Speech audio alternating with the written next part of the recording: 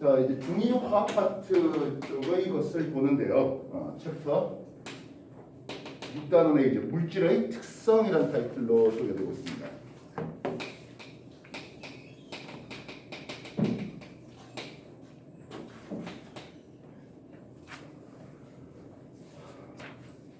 물질 특성이 이제 필요한 학생들은 그냥 같이 보시고요. 그냥 내신이 급하다 하는 사람들은 내신 위주로 공부해 주셔도 상관없겠습니다. 자, 우리가 물질이라고 하는 것을 구분해 보도록 하죠.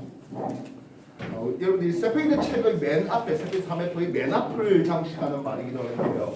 우리가 물질이라고 불러주는 것을 나눈다면 수물질과 혼합물로 만들 수 있습니다. 혼합물로 나눌 수 있습니다. 혼합물은 여러 가지 수물질이 섞여 있는 것을 혼합물이라고 하죠. 그래서 나중에 우리가 이제 이 수업의 맨 마지막 단원에 소개될 게 뭡니까 하면 혼합물을 각각의 수물질 1, 2로 나누는 혼합물을 분리하는 방법을 이제 배울 것이겠습니다. 뭘 통해서? 물리적인 방법을 통해서, 즉 밀도 차이라든지 끓는 점 차이라든지 이런 것들을 통해서 말입니다. 그래서 혼합물은 여러 가지 물질이 섞이다 보니까 일정한 녹는점을 가지지 못합니다. 일정한 밀도를 가지지 못합니다. 혼합 비율에 따라서 녹는점이라든지 끓는 점 이런 것들이 또는 밀도라든지 이런 것들이 서로 다른 것을 볼 수 있는데요. 반면 수물질은 일정한 밀도라든지 일정한 끓는 점 이런 것들을 가지게 되는 거죠.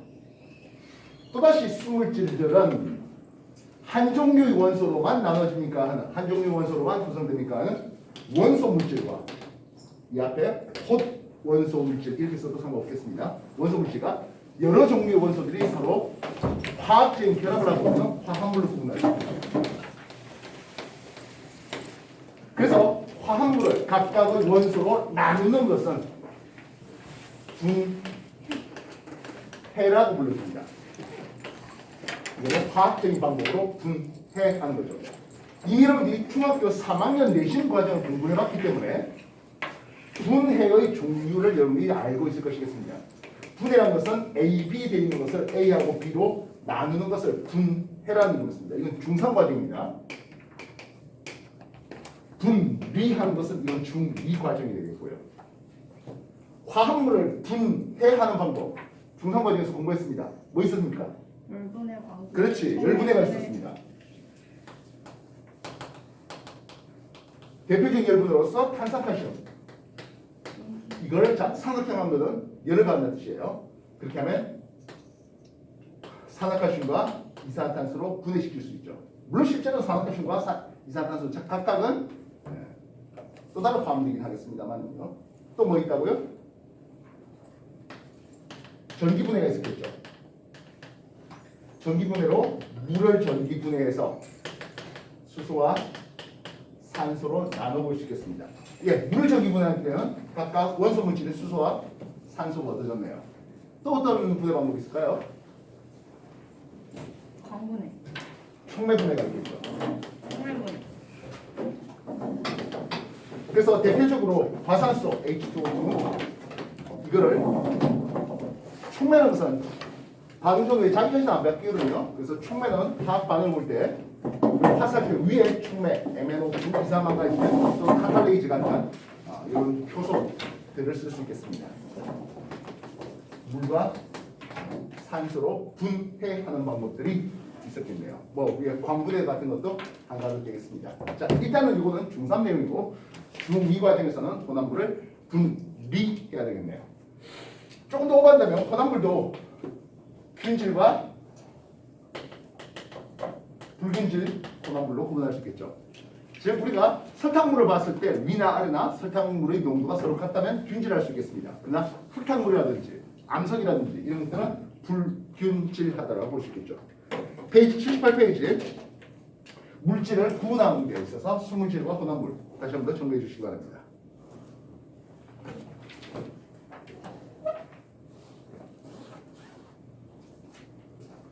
중2 교과과정의 내용을 정리하고 있는 중이고요. 그냥 난 내신이 좀 더 급하다 하는 사람들은 중3 내신 공부를 하셔도 상관없겠습니다. 필요하다면 저쪽에서 뭐 기존에 프린트되어 있는 것들 쪽보라든지 이런 쪽에서 가져가셔서 가져볼 수가 없겠습니다.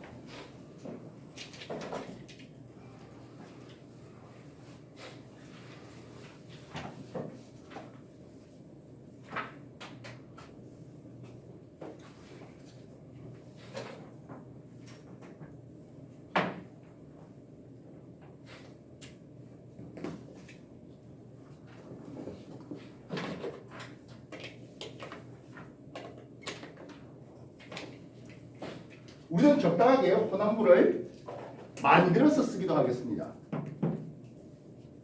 뭐 녹는 점을 낮춰서 땜납 뭐 이런 것들 쓸 수 있겠고요. 그죠? 그래서 페이지 79페이지에 보시면 여러 가지 순물질을 이용한다 또는 순물질을 혼합해서 혼합물 만들어 사용한다.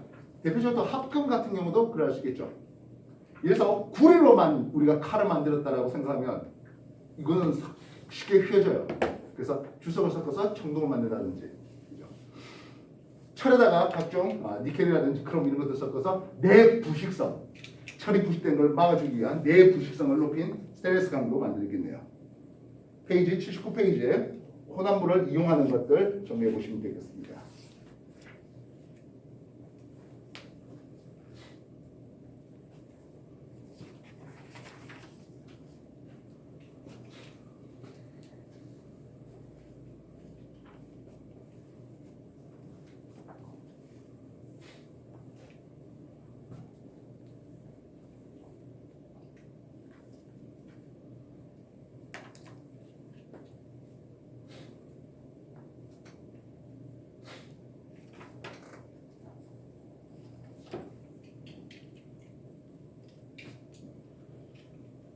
아까 얘기했다시피 순물질이라는 것은 일정한 밀도라든지 끓는 점이라든지 녹는 점이라든지 일정한 용해도 이런 것들을 가진다 했었죠. 뭐 필요하다면 겉보기 성질 이런 것들도 있겠네요. 그래서 우리는 밀도에 대해서 먼저 한번 소개해 보도록 하겠습니다. 페이지 80페이지네요.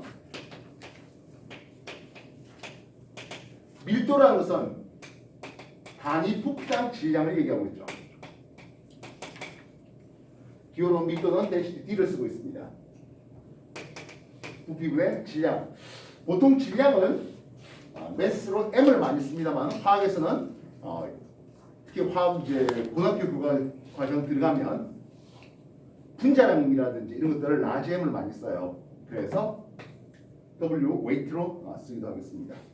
단위 그램 퍼 밀리리터가 되겠는데요.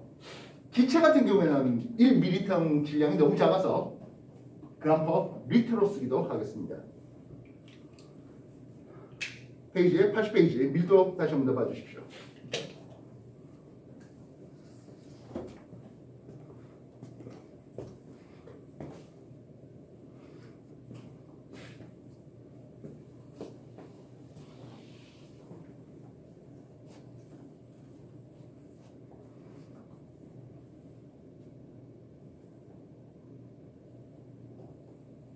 우리가 흔히 철이 무거워, 알루미늄이 무거워 이런 얘기를 하잖아요. 그죠? 쉽게 철이 무겁다고 답을 합니다. 근데 같은 그것은 같은 부피당을 먼저 우리가 기준했었겠죠. 만약 같은 부피가 아니었다면 예를 들어서 알루미늄 2kg과 철 1kg이면 누가 더 무거워? 근데 알루미늄 2kg이 더 무겁죠. 철 1kg에 비해서. 뭔 뜻인지 알겠습니까? 네. 근데 우리가 일반적으로 밀도하고 질량을 그냥 동격화시키는 그런 경우도 좀 있네요. 그래서 엄밀히 말하면 누가 더 밀도가 큰이라고 했었어야 될 일입니다.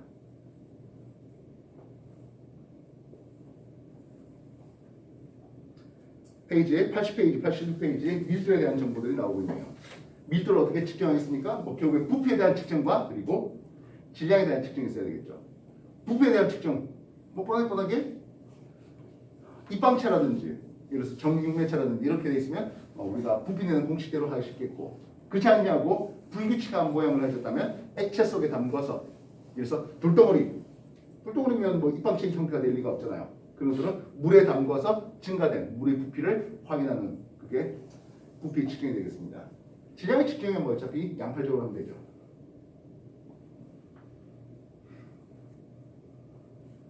오른손잡이를 기준으로 할게요. 오른손잡이 기준입니다.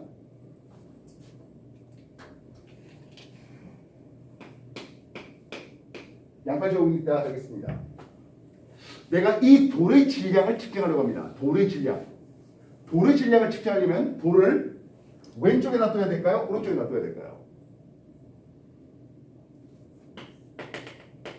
돌은 뭔가 달라요? 오른손잡이는 아무래도 오른손이 이쪽으로 가서 하면은 불편하잖아. 뭔 뜻인지 알겠어? 돌의 질량을 측정하려고 합니다. 그러면 오른손으로 할 때 오른손잡이 기준입니다.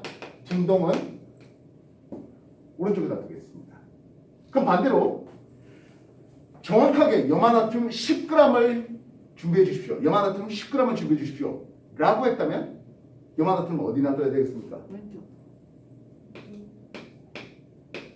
분동 그래요. 10g짜리를 왼쪽에 놔두고 그 다음 내가 넣을 시약 또는 뭐 시료죠. 정확하게 염화나트륨 10g을 준비해 주십시오 하면 넣고 빼고 해야 되잖아. 아. 오른손잡이 기준으로. 이해됐어요?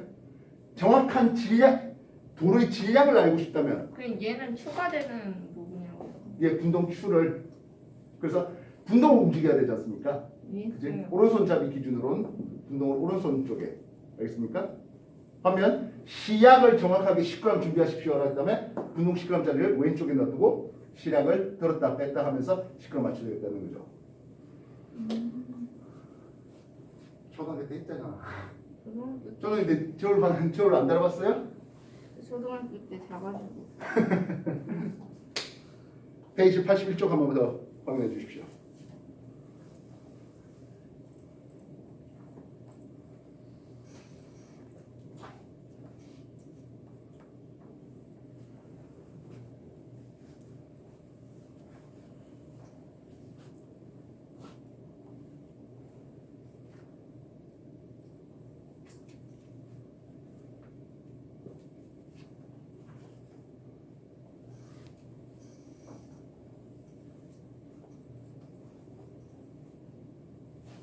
워낙에 뭐 중1 때부터 많이 공부했던 내용일 것 같습니다. 질량과 무게 어떤 차이가 있나요? 질량은 얘는 작동. 무게는 별로 안 해요. 무게는 그 물체에 대해서 지구의 중력이 되겠죠. 네. 지구가 그 물체를 잡아당기는 중력의 크기를 우리는 무게라는 이름을 씁니다. 반면 질량은 그 물체의 고유한 양이 될 수 있겠죠. 그래서 특정 물체가 질량은 안 바뀌죠. 반면 무게는 어느 곳에서 측정하느냐에 따라서 무게는 달라지겠습니다.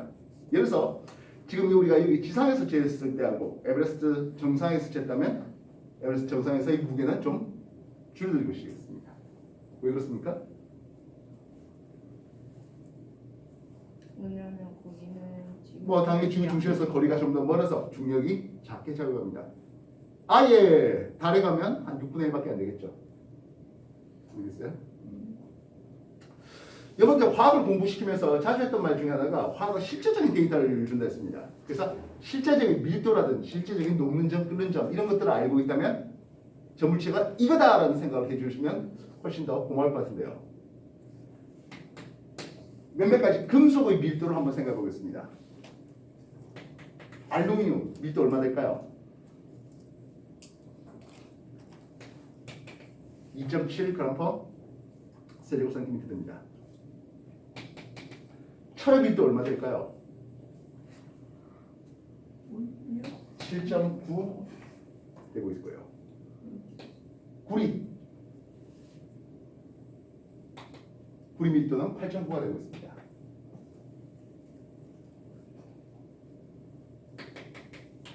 Hg 순이죠. 이건 알 것 같은데, 이건 알아야 되는데, 이건 여러분 반드시 알고 있어야 될 것 같은데요. 순의 밀도. 기압하면서 배웠잖아. 13.6이요. 아 그거요. 수는 물보다 13.6배 더 밀도가 크죠. 우리가 물 기준 하고 있지 않습니까? 그지? 물을 1.0 삼는 것은 이거는 4도씨의 물대가 되겠죠. 금은 얼마 정도 될 것 같습니까? 뭔가 70. 70이요? 용도가 센데요. 제일 밀도 큰 금속은 오송유음이라는 금속이 있거든요. 22 정도 됩니다. 그러면 금의 밀도는 19.3 정도 됩니다. 물보다 약 20배 정도 밀도가 더 크다는 얘기죠. 이해됐습니까? 물 1리터. 뭐 우유 1리터짜리도 여러분 우유 1리터짜리 어느 정도 되는지 알죠? 그거 정도의 금이면 약 19kg 정도 된다는 뜻이에요. 와. 사람. 그 두 개 들고 이렇게 춤출 수 있겠어요? 아니요. 금은 굉장히 밀도가 그렇죠.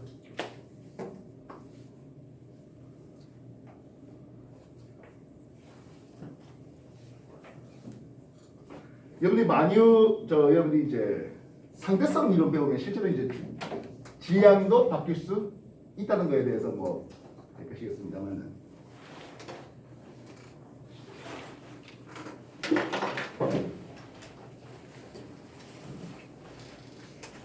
공기의 밀도는 어떻게 될까요?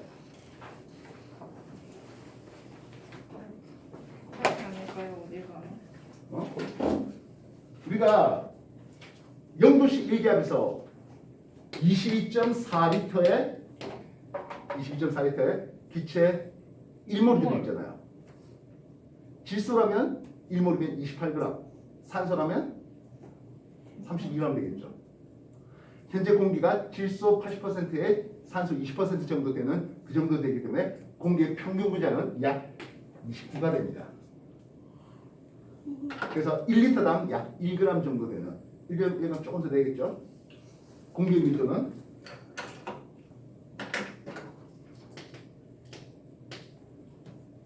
(1리터당) 1g 조금 더 됩니다. 물론 뭐 여러분들이 이제 뭘 공부하시면서 배웠겠지만 기체의 분자라는 그 기체의 밀도에 직접 비례할 수가 있었다. 뭐 온도 합등이 물론 같다는 전제조건 하에서죠.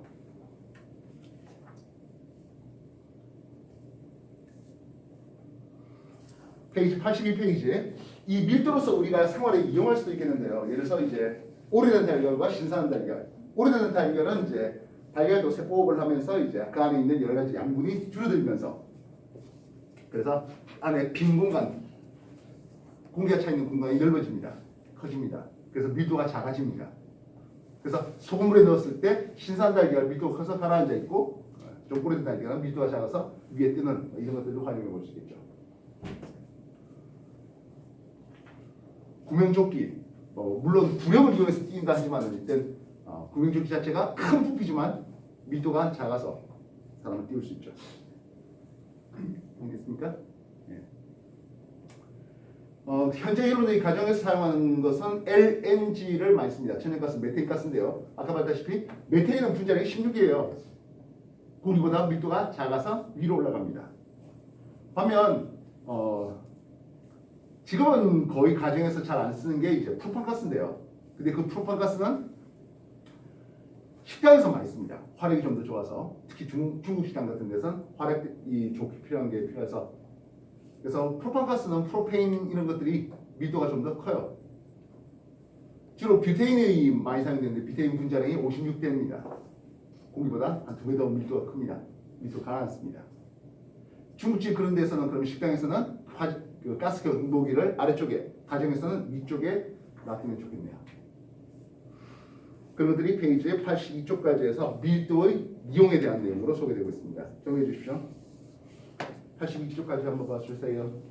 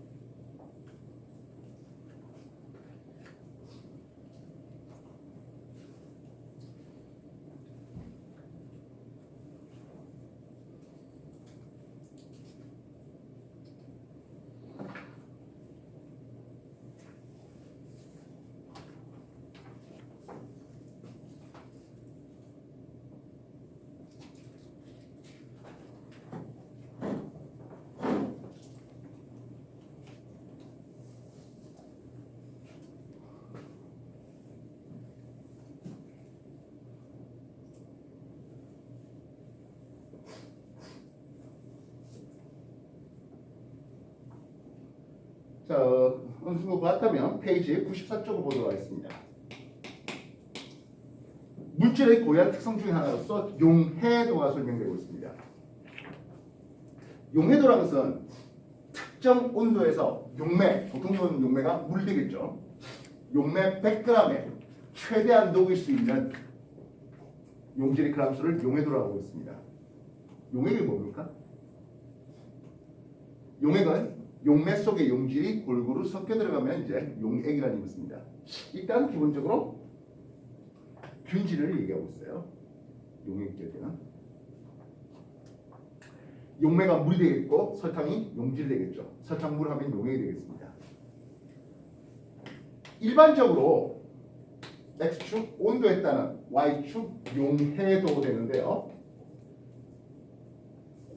요런 그림이 그려지게 됩니다. 예를 들어서 20도씨에서 용해도가 25라고 하겠습니다. 다시 보자면 물 100g에 최대한 녹일 수 있는 용질이 25g, 예를 들어서 용질 A가 25g까지 녹일 수 있대 하겠습니다. 물 100g에 용질을 10g만 녹였어. 아직 더 녹일 수 있잖아요. 이렇게 되면 불포화 용액이라는 이름을 쓰겠습니다. 다음에 물 100g에 용질 25g까지 완전히 녹였습니다. 포화 용액이 되겠죠. 25g보다 더 녹일 수 있을까요? 하면은 경우에 따라서는 더 녹아 들어가는 경우가 없잖아 있습니다. 포화 용액이라는 이름을 쓴대요. 아주 천천히 냉각시킬 때 섭출되지 아니하고 그대로 더 녹아 있는 굉장히 불안정한 상태의 과포화 용액이 나오게 됩니다. 이런 과포화 용액은 약간의 충격에서 빠르게 섭출되는 과정을 보게 됩니다. 가장 많이 사용되는 과포화 용액으로서 여러분들 겨울철에 핫팩, 재활용 가능한 핫팩이 있어요.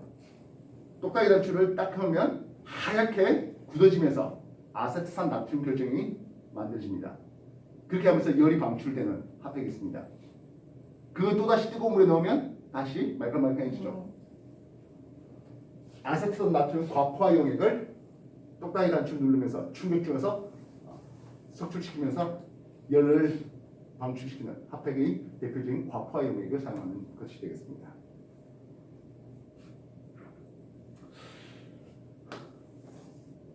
A 상태 포화 용액이에요.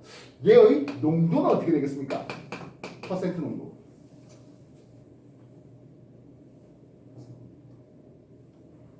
농도는 용액의 질량에 대한 용질의 질량 곱하기 일빵빵으로 표시되죠. 얘는 일단 기본적으로 용해도 항상 용매 물 100g이 기준된다는 생각을 해주셔야 되겠습니다. 물 100g에다가 용질 얼마 들어갔다? 25g 들어있죠. 용질 25g 곱하기 100 해서 20% 이렇게 쓸 수 있겠습니다. 절대로 25를 보고 그대로 25% 하면 안 된다는 뜻이죠.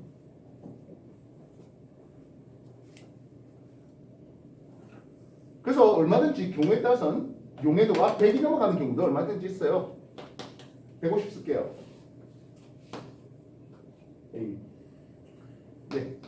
요 지점의 농도는 어떻게 되겠습니까?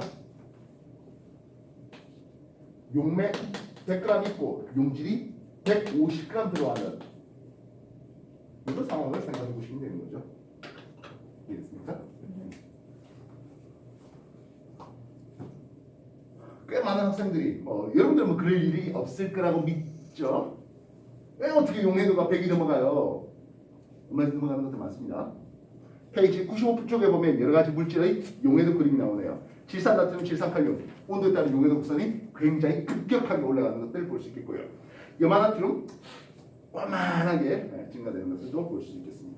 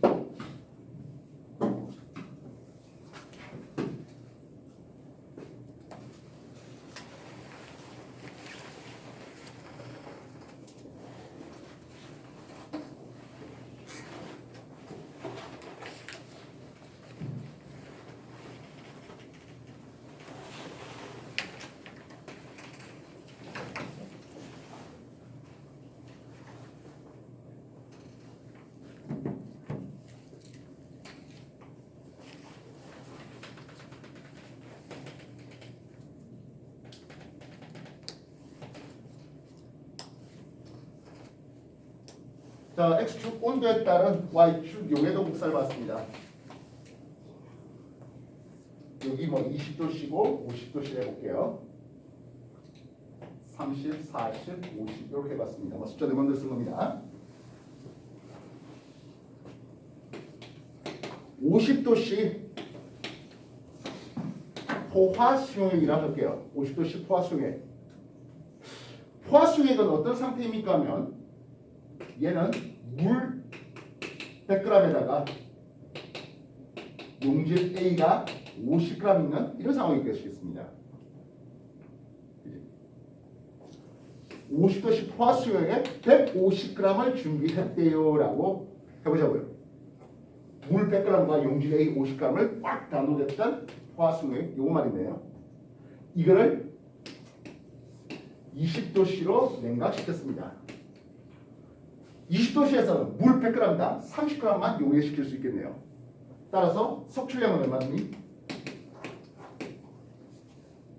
50과 30의 차이에 해당하는 20g이 석출되어요. 이렇게 얘기되겠죠?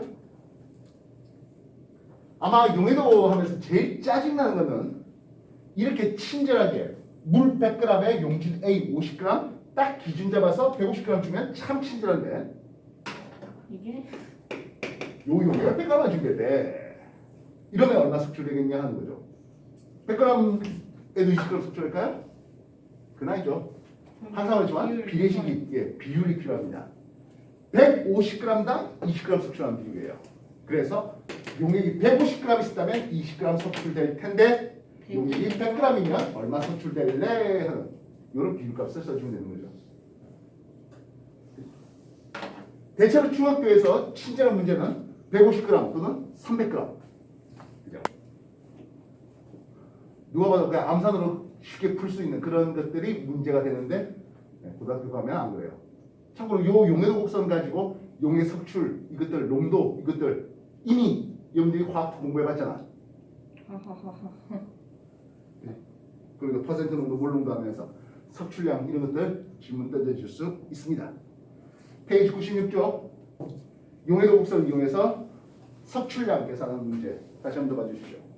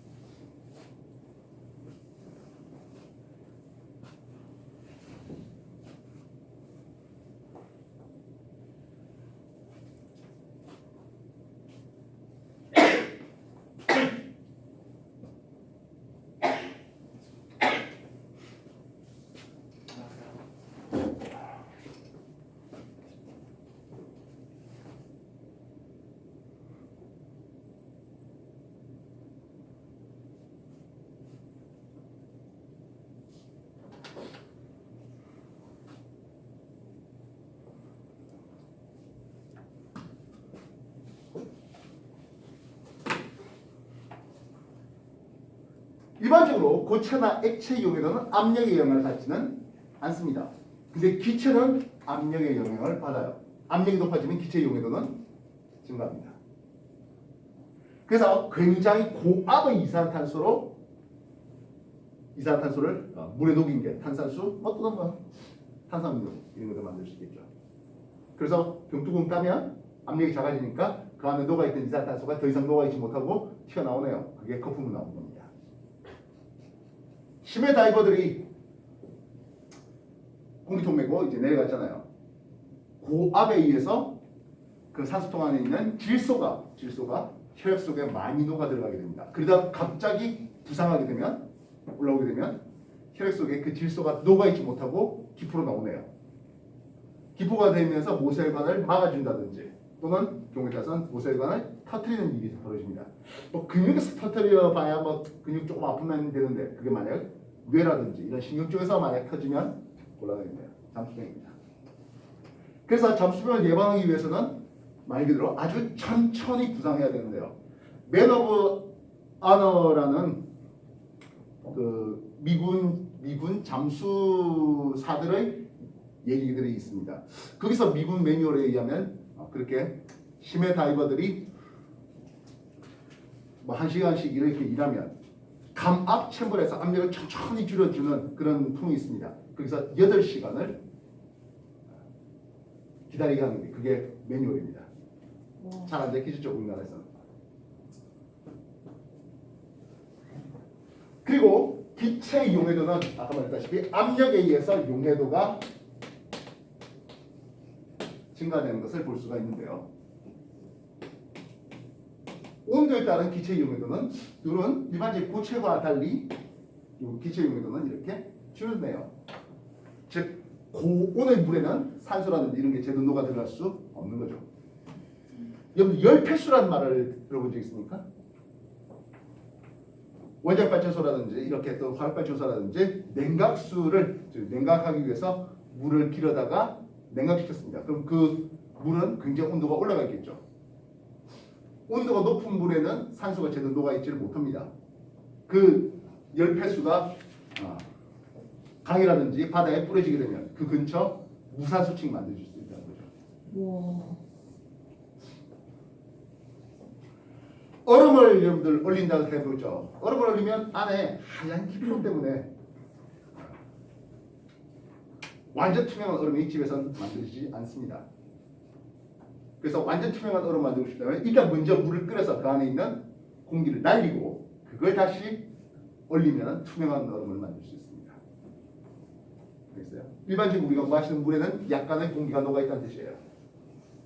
용존산소량을 DO 이렇게 쓰죠. 그래서 물속에 어느 정도 녹아있는 기체들이 있기 때문에 이해됐습니까? 기체는 온도에 따라 용해도가 떨어진다 했잖아요. 중3 때 여러분들 내신에 이런 것들 배운 적이 있을 겁니다. 용해 과정에도 용해 열이 관여한다고요.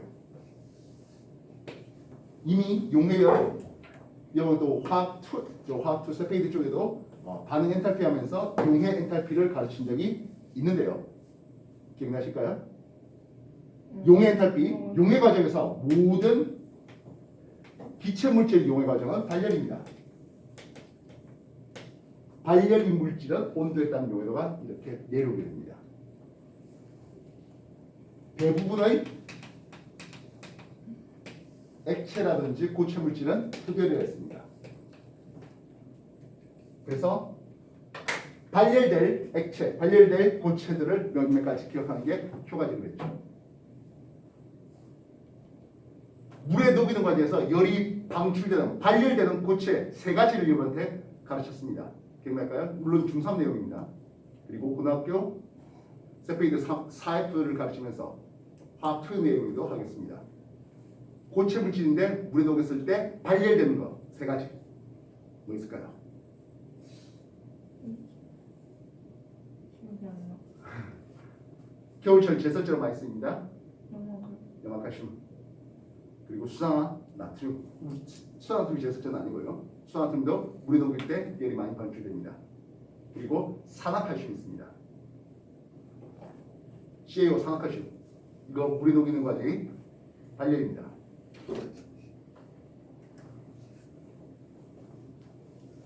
산화칼슘 언제 쓴다 했죠? 여기 남학생들은 한 5년 정도 있다가 쓰게 된다 했죠?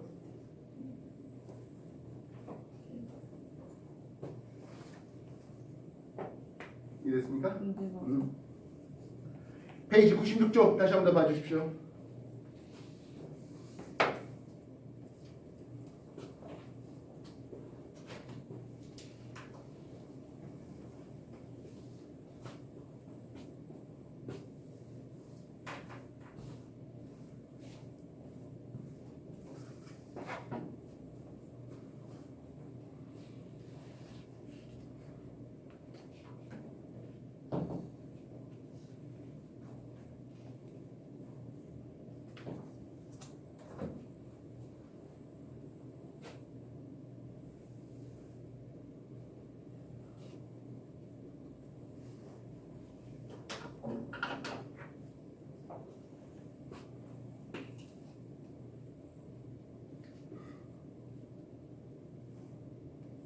우리가 물질이 특성하면서 순물질의 특성에 대해서 일정한 돋보기 성질이 있습니다.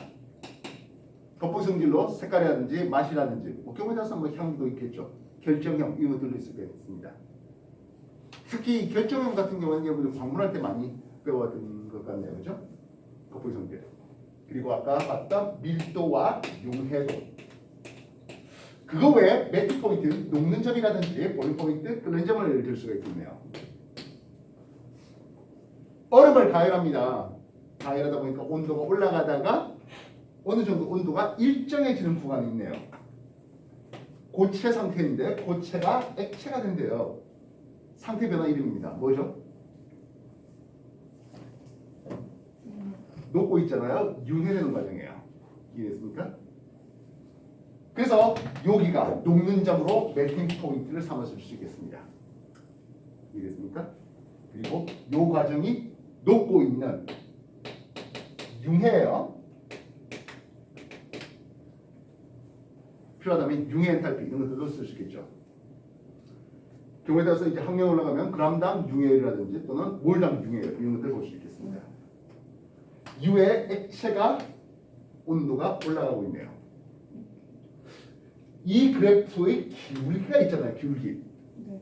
예를 들어 Q는 MC 델타 T 또는 라지 C를 쓰면 델타 T 쓰고 있죠. 스몰 c는 비열이 되어 있고 라지 C는 열용량이라는 것입니다. X축이 가열 시간인데 가열 시간은 결국엔 넣어준 열에너지에 직접 비례할 수 있겠습니다. 열용량 또는 비열의 이 그래프의 기울기는 비례합니까? 안 비례합니까? 비례. 비례요? 비열이 크면 아. 비열이 크면 온도 변화는 작죠. 그래프의 기울기는 비열의 또는 열용량에 반비례합니다. 얼음, 고체 얼음과 액체 물 누가 기울기가 완만합니까? 하면 이게 완만하네요. 물의 비열이 더 크다는 얘기예요. 이래서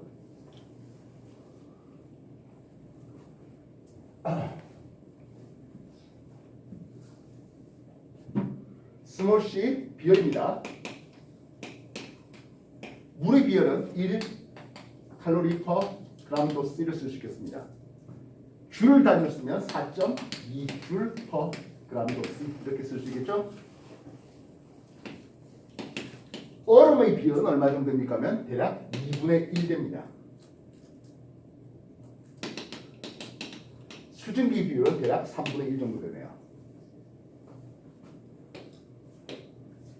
이제 액체에서 기체로 끓고 있습니다. 이때 온도 뭐지? 기워. 이게 끓고 있으니까 볼륨 포인트가 되는 거죠. 이랬어요? 기화되고 있네요. 융해하는 데 비해서 기화되는데 훨씬 더 많은 에너지가 필요합니다. 위에 기체 상태에서 온도가 올라가죠. 기후에 급한 것은 뭐다? 비열이 작아서입니다. 확인됐습니까? 네. 정리해 주십시오.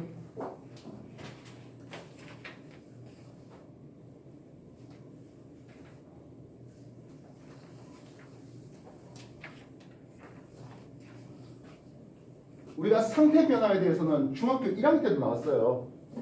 기억나시죠? 고체, 액체, 기체에 대해서. 상태 변화에서 일어날 때 많이 썼던 게 고체, 액체, 기체. 고체에서 기체, 액체로 됩니다. 뭐라 부른다고? 융해죠. 액체에서 기체로 갑니다. 뭐라 부른다고? 기워. 기화되겠습니다. 직접 올라가는 어. 승화도 있겠고 이런 것들은 흡의 반응이다라는 얘기를 했었습니다. 기체에서 액체로 내려오네요. 뭐라 불러? 예뻐. 예, 이거 액화라고 부르죠. 그리고 액체에서 고체로 분보되고 있네요. 직접 승화되기도 했죠.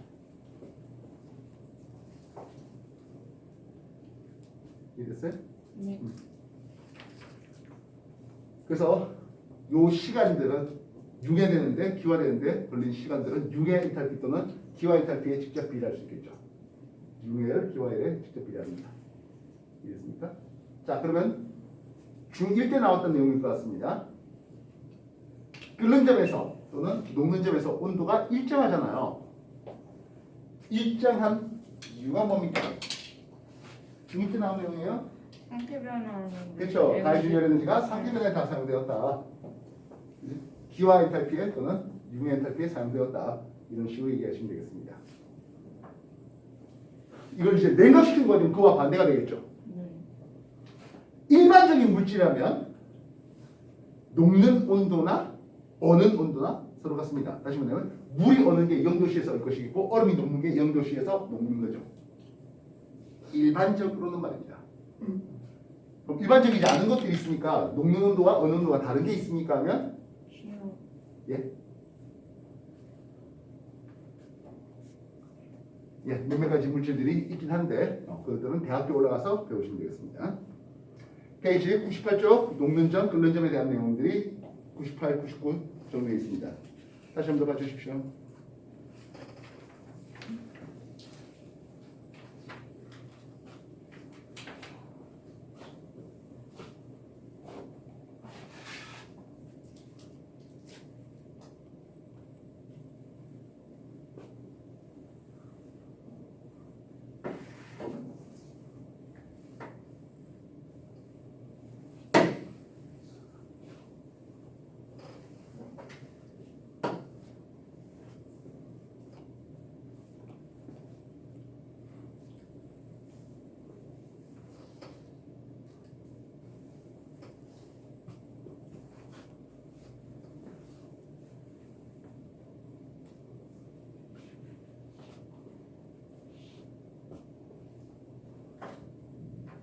얼마 전에 여러분들한테 세페이드 4F를 통해서 끓는다의 의미를 소개한 적이 있습니다. 끓는다의 의미가 뭐였습니까? 중학교 정도 수준이면 끓는다의 의미를 액체 표면뿐만 아니라 액체 내부에서도 기화가 일어나요 라는 말을 썼을 것이겠습니다. 그죠? 근데 화학에서 조금 더 또 다른 얘기를 해줬으면 되겠죠. 끓는다. 뭐였죠?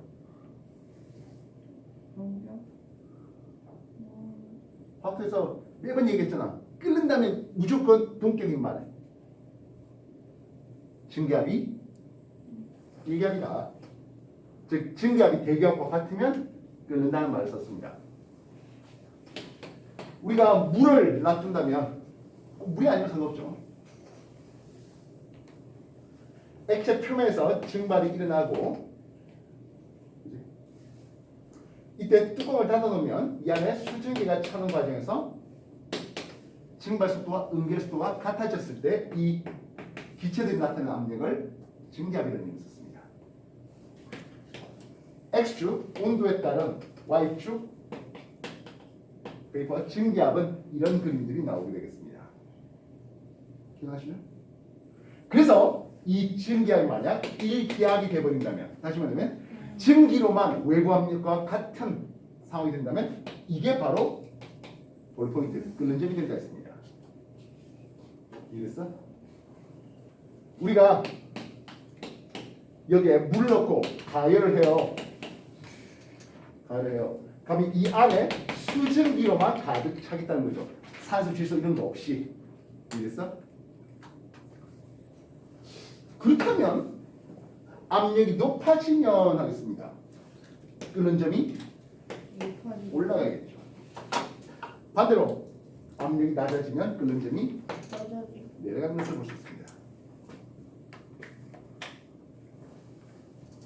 그래서 만약 여러분들을 100km 상공으로 올려버리면 별도의 우주복 같은 거 없으면 여러분들 체온으로 여러분들 몸에 있는 물이 끓어버려요. 이해했어?